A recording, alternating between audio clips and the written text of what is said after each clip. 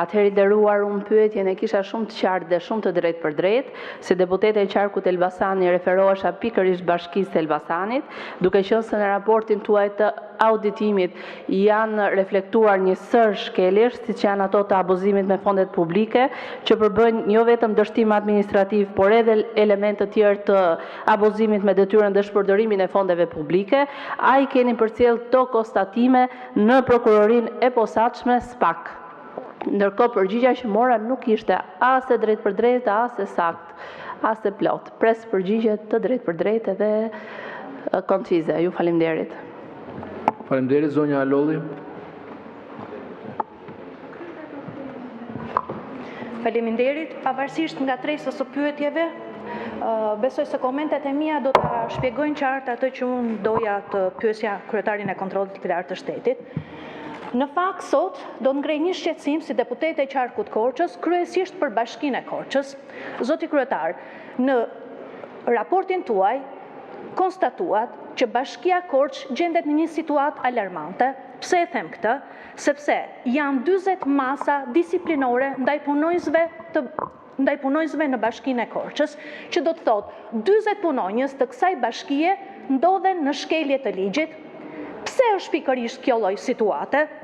Unë, për gjithë qytetarët që më dëgjojnë, do ta bëj pak më të qartë këtë situatë. Mesatarja e masave disiplinore në Republikën e Shqipërisë sot është 9, që do të thotë Bashkia e Korçës sot ka 40 masa disiplinore, pra që i bie që ajo të ketë 4.5 herë më shumë se të gjitha bashkitë e tjera, dhe nëse do t'ja u krahasoja me Bashkinë e Durrësit, ky krahasim bëhet akoma dhe më i fortë.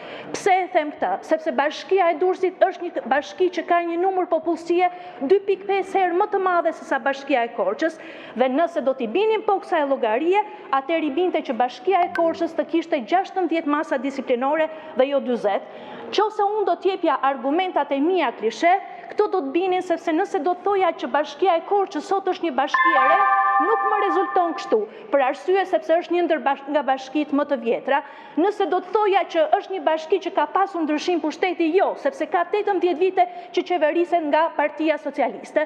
Atëherë unë sot konstatoj dhe them që të gjithë ata që janë punësuar sot në Bashkinë e Korçës janë punësuar jo për aftësitë e tyre profesionale, por për shkak të devotshmërisë ndaj kryetarit të bashkisë, por aq më tepër edhe për devotshmëri ndaj partisë. Pra kjo kategori në një farë të përfundoj fjalin. Përfundoj mendimin, që do thotë, kjo kategori quhet patronazhist dhe janë pikërisht ata që sot kanë fryrë administratën, qoftë në nivel lokal dhe qoftë në nivel qendror.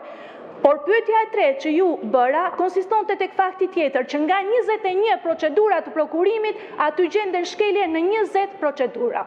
Pra, këtu ndodhemi në një situatë alarmante dhe unë do t'ju kërkoja zoti kryetar që këto të mos mbeten në letër, por përgjegjësia të jepet tek ata njerëz që duhet ta mbajnë të lloj përgjegjësie, sepse këtu fitimtar dalin abuzuesit dhe jo qytetari. Faleminderit. Faleminderit. Tani fillojmë debatin. Zoti Sali Berisha e ka fjalën 10 minuta. Të përgatitet zoti